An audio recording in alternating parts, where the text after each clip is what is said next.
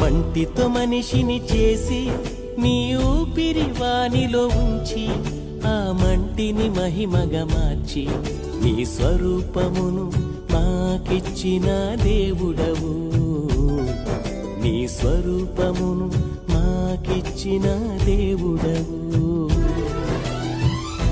వందనం యేసయ్యా, వందనం యేసయ్యా, స్తోత్రము యేసయ్యా, స్తోత్రము యేసయ్యా. మంటితో మనిషిని చేసి నీ ఊపిరి వానిలో ఉంచి ఆ మంటిని మహిమగా మార్చి నీ స్వరూపమును మాకిచ్చిన దేవుడవు. నీ స్వరూపమును మాకిచ్చిన దేవుడవు.